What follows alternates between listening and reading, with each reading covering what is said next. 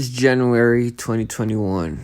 I can barely sleep. I'm barely in my new apartment for the third night.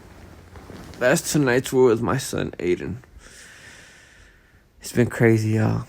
So, last year, I had a whole different idea of this podcast. Towards the end of December, it all came together and kind of made me realize something. I was like, I gotta put everything into a plan. I gotta schedule everything out. I don't know. I'm trying to tell you guys a little bit of what began all this, but it's just too much. It just started from way back. Motivation, of all kinds of motivation. So I'm like, I've done music for so long. I've done shirts for so long. And I'd never seen it working. I've never seen it really taking off. I never really seen nothing coming out of it. I've tried to do music videos and stuff and just been trying things here and there. And finally, I guess I got anxious. I started focusing more on budgeting, on income, on finances, and getting all that stuff straight. Not necessarily being money hungry and well, in a way you could say it, I'm that kind of person. I'm just driven. But the point isn't to be I want to be rich. I want to be rich real quick. No, it's I want to work to where I don't have to work anymore as soon as possible, if that makes sense. I already have a calculated lifestyle that I want to be living. There's a certain limit that I want to be living at. I don't want to be living too crazy of a lifestyle. There's a certain limit that where I think I'll be comfortable. And that's my budget. That's my life budget. So in order for me to make that lifestyle and meet that goal, I have to make a certain amount of income. And I've already calculated that amount, right?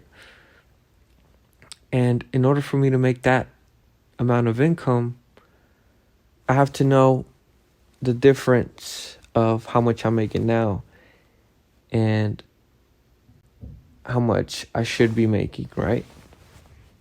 And pretty much what all things I could be doing to make up for the difference. So back to the whole budgeting thing. What I did with my current income, I was okay, I'm going to budget and I'm going to do the Dave Ramsey plan. I'm going to do the Dave Ramsey plan, and I'm not going to start investing into this podcast and music stuff until I'm out of debt, right? Until I'm debt free. That's the goal. I, last month, just now, started budgeting to the cent. And let me tell you guys, it's so relieving. So relieving. It's so relieving knowing where every single cent goes to.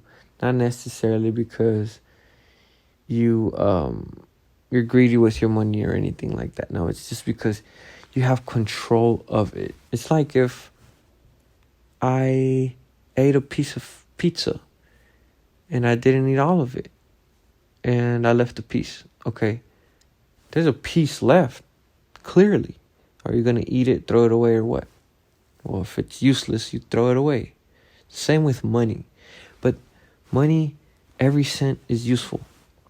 So you have to know where every cent goes to that you have left, or where it's going to. Because we often just think we can afford everything that we can afford a bill. But have you really budgeted and paid attention to the amount you spend per month versus the amount you make per month? That's the tricky question. Because we just get so riled up on living paycheck to paycheck. Well, I got tired of that. And I told myself, I'm not doing that ever again. I'm going to plan this shit out. Because I've seen Dave Ramsey prove it so many times. So I'm like, okay, everybody's doing it. Well, not literally, but enough people are doing it, and it's clearly caused them great wealth and success, and they look like, honestly, they're very humble people. And that's the kind of lifestyle I want to be living. Like, there's a lot of millionaires out there that we don't even know. Like, they don't have to be living that crazy lifestyle. They're just comfortable. We get sidetracked by all this nonsense of fashion and stuff that we can't afford. We can't afford a certain lifestyle yet. Or will we ever? Sometimes you just have to settle if you don't have it. Currently, you have to understand that in order for you to get somewhere, you have to have patience. You're not settling. No, you are understanding that right now is not the moment. It's not really settling. There's a difference. So I started this budgeting hardcore sometime before the divorce, guys. I just got a divorce. I just got my apartment. Everything, I mean, we grew out of love. Everything is fine. Everything's good. Me and my ex-wife are in friendly terms. Like, everything's good. But we both worked at this together so well, and the timing was just so perfect, because before I left the house, so she can keep the house, I left her the house. I got an apartment, and literally it's crazy. Like, it just played out so well, because I was able to get everything I needed. And if I wouldn't have budgeted when I did, I feel like I would have been way under, like in the negatives, guys. And I would have been way more stressed than I am now. So I'm so glad that it happened when it happened. Like, couldn't happen at a better timing.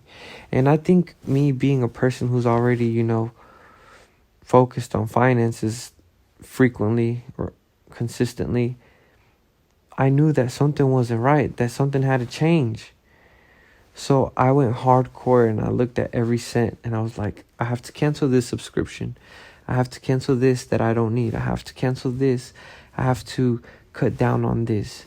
I have to do this, boom, boom, boom, in order for me to live the lifestyle I can afford, and where I can actually save money to pay off the debt that I have, like my credit cards and stuff that are draining my money, because at the end of the day, I'm giving them another extra 20% of my funds that they're letting me borrow.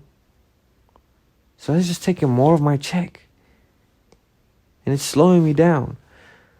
So I'm like, okay, I got to get rid of this, because this is something that's slowing me down. It's costing me money. It's a fee. It's an extra fee. So, okay, found out a way to pay that off. That little extra bill, I piled it onto something else that needed to be paid off and stuff, right? I had to get me a cash car, because I was driving my mom's car. She was paying the insurance for me, and I had no car. My wife had a cash car. We had sold another car that we had financed, fleeced, or whatever. Worst mistake, we started at $40,000 in debt. Sold the car. We're down to 18,000. No. I'm backwards. We started 40,000. Right at 40,000, we're like, heck no, we gotta pay this off quick, because this is a lot of debt. 2 years later, we're down about 18,000, 20,000 on the car, around that amount. I want to say 18,000. But there's a lot of other debt, like credit card debt and stuff. Don't forget that. And then we sell the car. We're under about $3,000. So we get a $5,000-$6,000 loan to cover the $3,000 that we were under. And then the extra $2,000 we used for a cash car for my wife, the one that she currently has. And then throughout that time, we were trying to pay that loan off as soon as possible, along with credit cards and a couple more credit cards.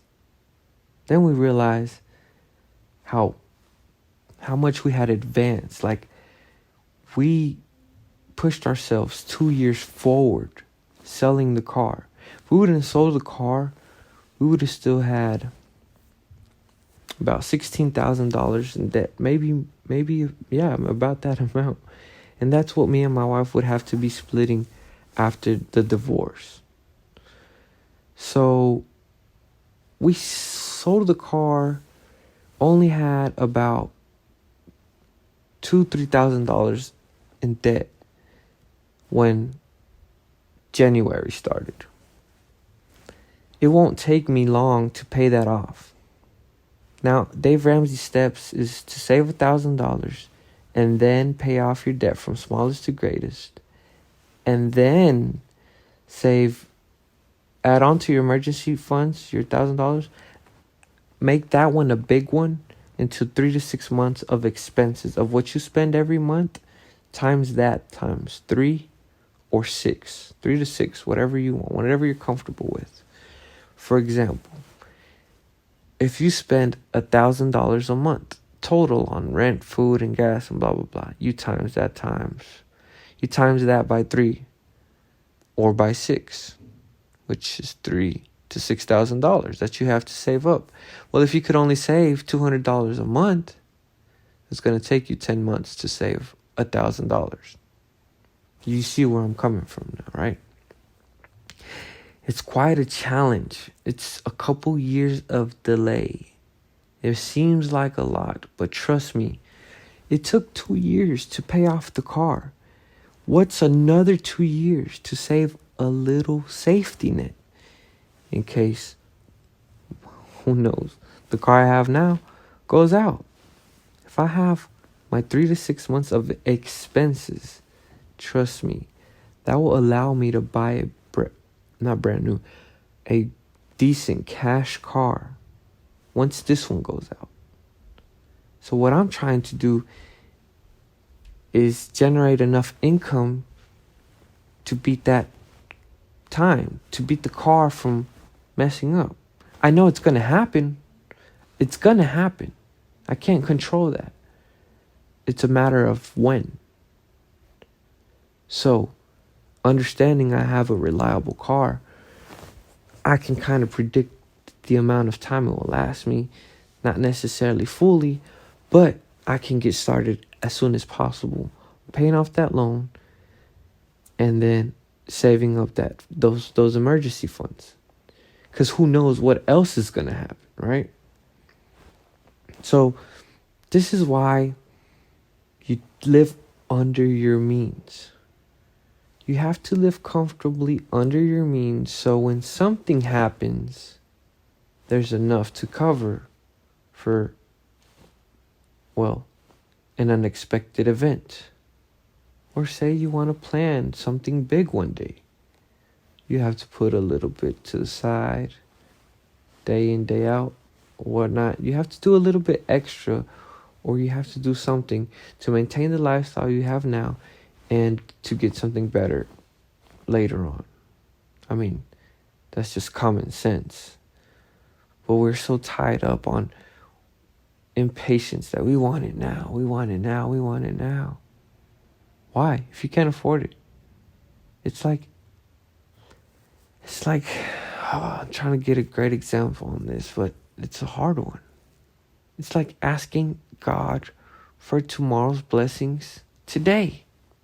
Like, God, I know there's a blessing for me waiting one day of such and such. Can you go ahead and give that to me now? Like, how absurd does that sound? It's the same with finance. It's the same with food. It's the same with everything you balance in your life. It's patience. Yet, you still have to understand there's things you can control. And what you can control is what you should strive for and be persistent in, because you can control it. If you can't control it, why worry? Okay. If I'm riding in a car, and in order for me to get to a destination quicker, I have to be going faster. Well, in order for me to go faster, I have to be pressing the gas pedal, which is something I can control. Right? So what am I going to do if I want to get there quicker? I'm going to go pedal to the metal. However, you have to be careful on what the circumstances are, on what the consequences are when you do what you do, because you're taking action into something which will cause a result of something. So yes, if you're going to go pedal to the metal, you may get there faster, but you may not get there at all because you're going too hard, you're going too fast, you're not focused, you're not enjoying the ride. You're not taking your time to understand the drive, the journey. You're not being patient. A human can run so fast. A cheetah can run so fast. Have you noticed all these natural things have their certain limits? Why? Well, this is where people don't want to accept it. But we want to be God. We want to be everlasting. We want to be indestructible. We want to have full power. We're not God. We're a piece of God that work together to make God, that makes us. So you only have a certain amount of, per se, power. You have a certain amount of time to live. What are you going to do with that impact? What are you going to do out of yourself? Are you going to make something good out of it? Are you going to thrive for success? You cannot conquer the world. That's impossible. Why not just enjoy life? Enjoy the ride. Love what you do. Find your passion. And live happy. Because with passion, income will automatically be generated. And even if income isn't a thing anymore, you'll be okay. Because you'll be loving what you're doing, and other people will collaborate with you in whatever way to help you out, to survive. It's a human thing. We all will find a way to exchange some type of help and whatnot. The bad energy comes naturally, that sometimes it's not controllable. But however, when they affect us, our reaction is controllable. If I'm driving and that tire goes out, well, I had control of having a seatbelt on. I had control of taking precautions because I know that it's a car and things may happen. It's an emergency. Protection, which is a safety belt, right? That's the emergency funds, the 3 to 6 months. That's the longer safety net. So the way I react if that tire goes out,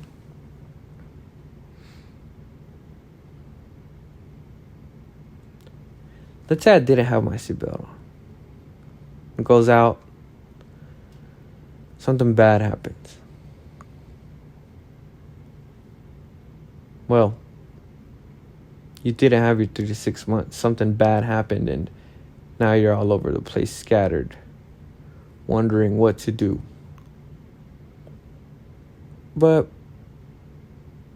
you took your time and put on 3 to 6 months expenses before you took the drive, before you invested, before you took the drive, the journey. And you put your seatbelt on, nothing happened, and you just had a flat tire, and all you had to do was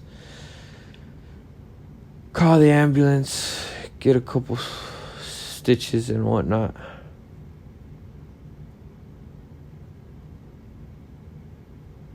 And you'd have your 3 to 6 months of emergency funds, which would allow you to not stress about a couple bills. And you don't even have to take it to that extreme.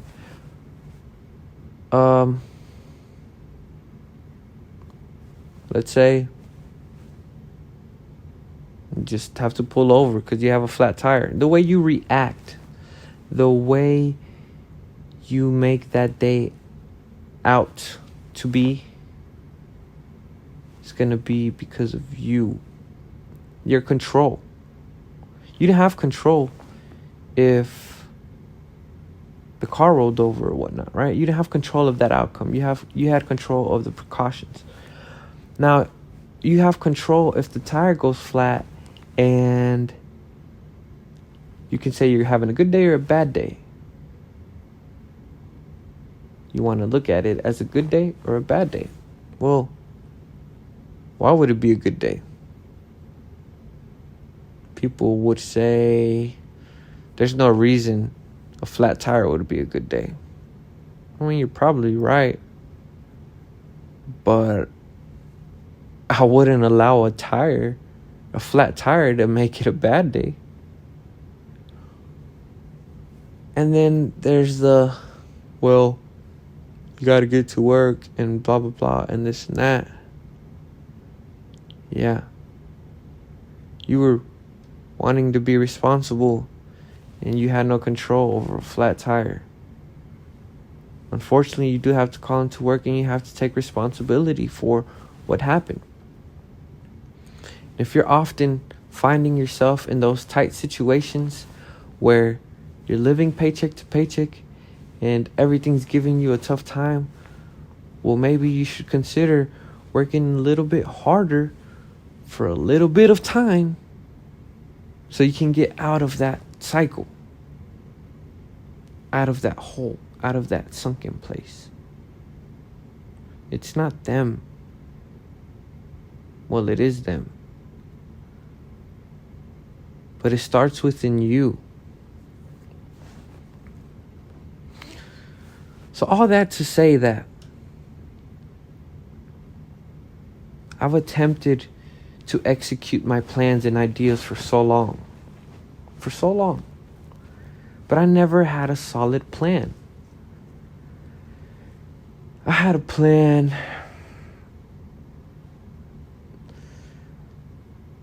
that was not scalable, was almost not even realistic. It wasn't even measurable. It was a fantasy plan. A plan that told me I'll win the lottery. I don't know.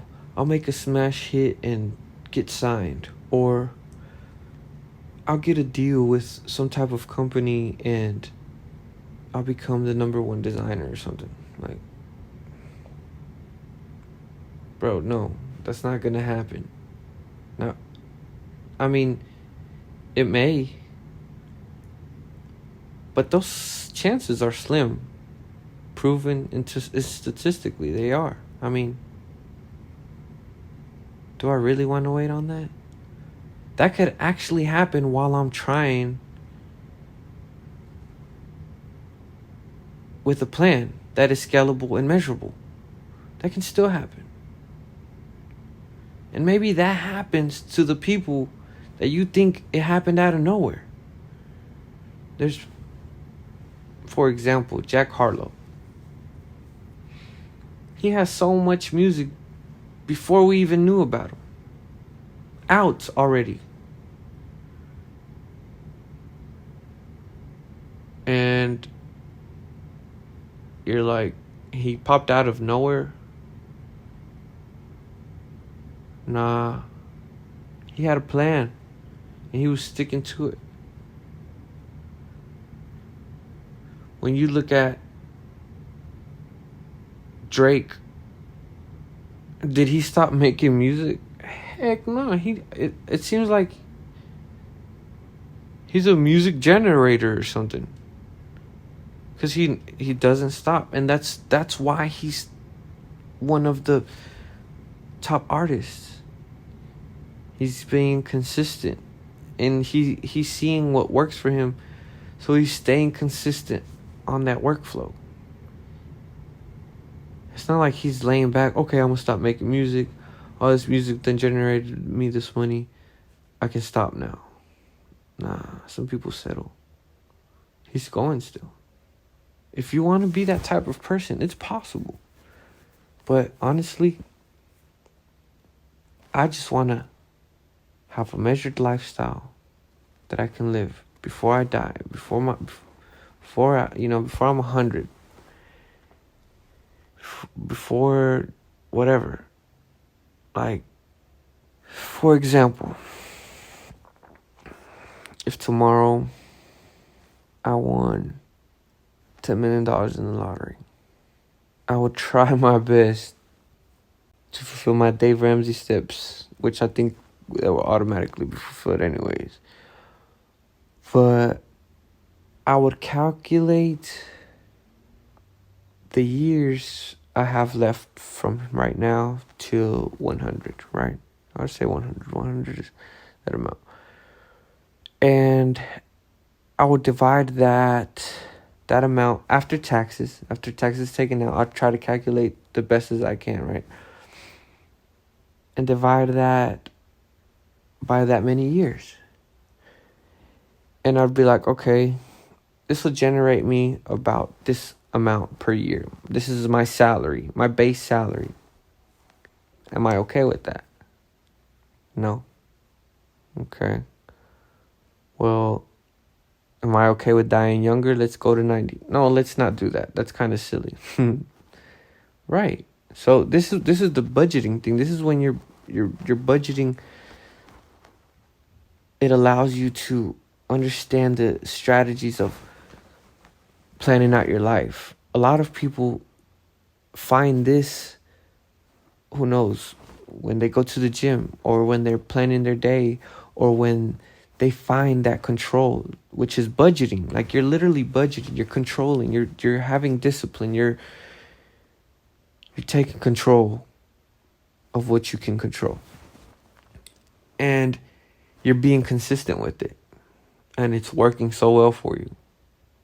You get up to work a 9 to 5. 9 to 5 every day, Monday through Friday. And it's working for you, because you're doing it consistently.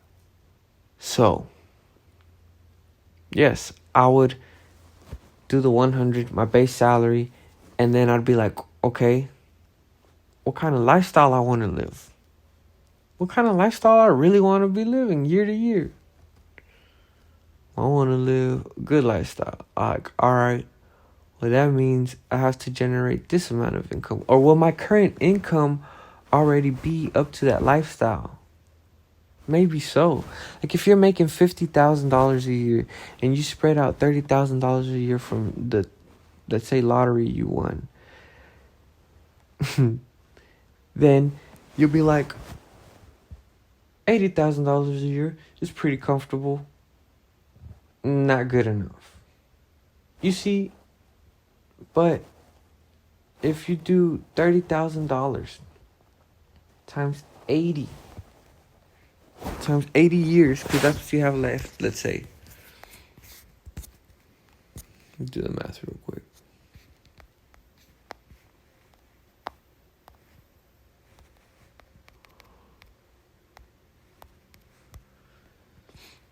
That's $2.4 million tax-free.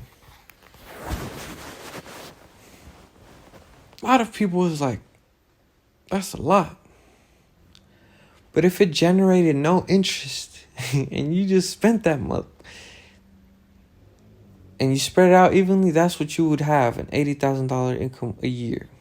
That's what you're setting up yourself for. Now, if you get a second job and add on to that, then you'll make more. But why? Well, you can invest your money. Duh. You can do this, you can do all that you've won. Duh. A lot of people say, I would invest my money in blah, blah, blah. But the first thing they'd go buy is a car. And then another luxury. And then another luxury. And then another luxury. And then another luxury. And in the first 4 or 5 years, they're living a $100,000, $200,000 lifestyle. And that $80,000 lifestyle that you just won to your 100, to drop down to a $200,000 lifestyle at 60, at 50, at 40. Next thing you know, you done ran out. And you're like, maybe I should invest some of this. Or maybe you done spent it all, you forgot to invest. So, let's go backwards. If you didn't win the lottery, and you got a second job, and you did a $80,000 lifestyle a year because you have your $50,000 plus your $30,000 side hustle, and you actually invest your money, well, you're already in the positive, because not only are you backtracking and not losing any more money, like how you were doing with the lottery win, you're actually generating wealth, because that money you've invested is generating interest. And by the time you're 10 years ahead from now, you'll have a whole lot more money generated for you. And if you get a raise, and you get another job, and you pick up another side hustle, and you start a business or invest in a business and things you understand that make more money for you, quote unquote, the sky's the limit. You'll have full control of what you want to do, with what you can control and what you can scale and what you can measure. That's why I say, quote unquote, the sky's the limit. You can measure what you can accomplish. You can't measure anything impossible. It's been the first week of January, and it's been so fulfilling. 2021, even though this pandemic stuff is going on and whatnot, like, I try to X out all the bad news and take in all the good news. It just helps me live better, happier, easier. Why worry about things I cannot control? The news tries to give me a lot of things to worry about, which I cannot control. If I really wanted to do something useful, I could start within something in reach, controllable. And then once you start noticing the little things you can do around yourself that are controllable, that you can do consistently, you'll be able to do more things and more things with more people and bigger things. Kind of like the money thing. It's the energy, positive energy. You provide negative energy consistently, you're going to get negative energy consistently. You provide positive energy consistently, of course, what will you get? Positive energy consistently. I'm actually going to be speaking with somebody who opened up a school, Mr. Durante. I have homework to do. I have to look up his website and see how his school is different from all these others. I haven't even really read up on it yet. I just got the gig 2 days ago. I sent a couple emails out with the podcast release saying, "Hey, sign this. These are my ideas or whatnot. This is my website. Blah blah blah." Answering their questions. Got life going on, and then you're like, "This is cool," because you're doing homework for something you love. It's a job, but you love the outcome, your passion, the journey. Like, honestly, I messed up and sent him the wrong release form, and I had to send an email out and saying, "My apologies, I sent you a template that I was going based off of. Here's the real deal." How embarrassing is that? Like, a very professional person willing to work with me, and I'm already messing up. Did I worry? Well, no, because, I mean, opportunities come and go. It's a great opportunity. Like, this is an amazing thing. And yet I'm still not worried, because I'm like, bro, we all make mistakes. We're all at work, and we have those hiccups. So the people in that area, they're like doing the same thing. They're at work.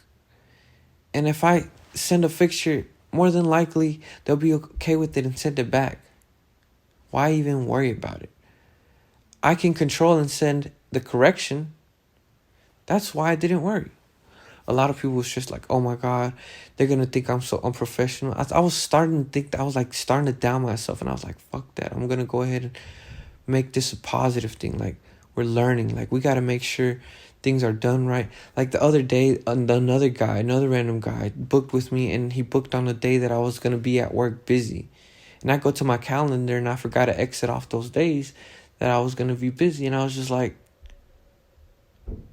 it's funny, because if I would have gotten a business loan and started doing all this and had this hiccup, and it would have been like, I don't know, more important people and more important gigs and actually dealing with money and whatnot, I would have been more stressful, because I would have missed out on some money, an opportunity, or who knows. It could have gone a lot of different ways. And because I'm new to this whole thing, I'm slowly dealing with it. I'm doing it for free, so I'm not worried about any hiccups. What's the point? It's learning. And I'm actually way happier than if I would have taken out a business loan and started this a year ago and whatnot. Like, I get it. Sometimes you just have to go out and do it. Make it happen. Yes, do that and make it happen. But once you're sure and you can pretty much guarantee that it's a done deal. It's discipline, guys. There's a lot of rich people that use credit lines to run their business. And I mean, it's the discipline. Maybe they don't know how to do a lot of other things and whatnot, and have control on a lot of other things, but they have enough discipline with, I would say, marketing or managing and whatnot, that the money just falls into place. But they have discipline somewhere. Now, if they had discipline in their money, they'd be able to run debt free in their finances. They have consistency in the business they run, or else they wouldn't be generating any kind of profit.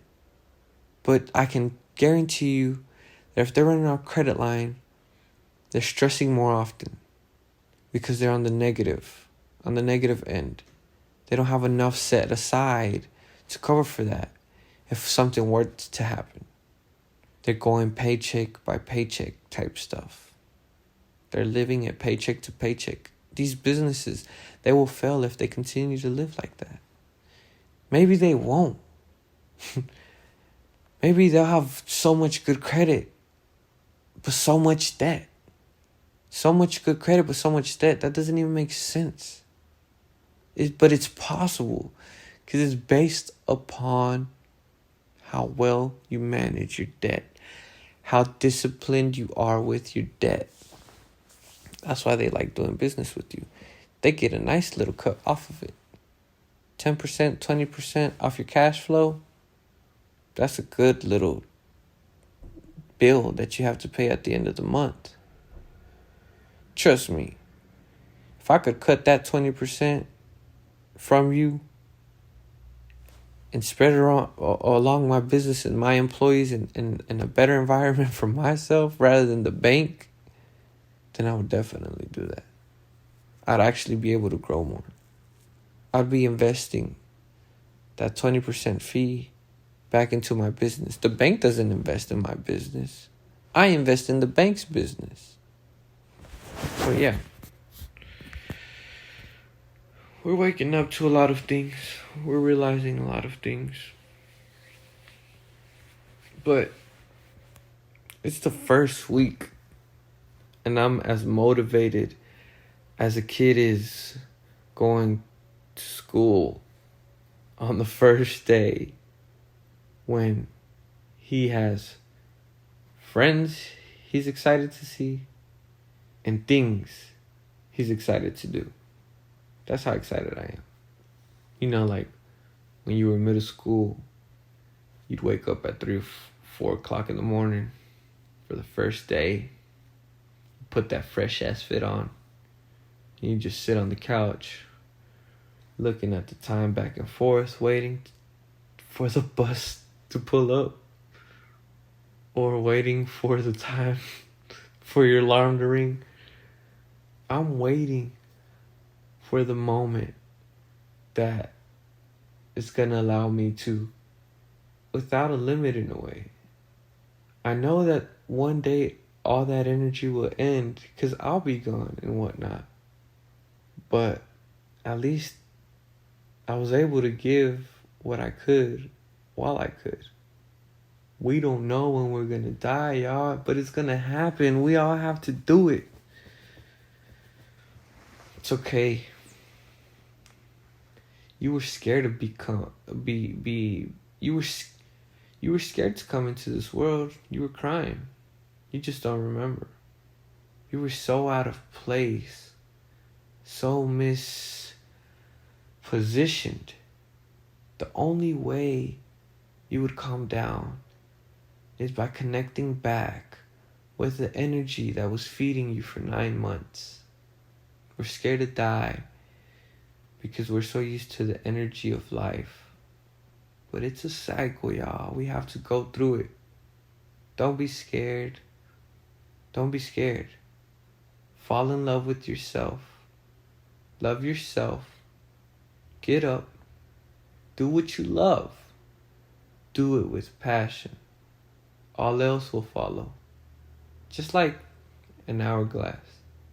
When you flip it, gravity is gonna pull that sand down regardless. Unfortunately, the first one at the bottom has to go first, and then the next one. And then whatever energy is around causes the combination of all those little grains, the position of all those little individual grains to change by every second. The form to change every second. Because there's an energy pulling it down, weighing it down, causing one grain to move, causing the others to move, and reshaping itself.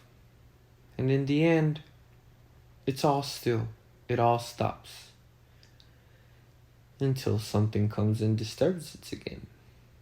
Whether it flips it over, knocks it over, rolls it over, breaks it, until it is touched and manipulated again.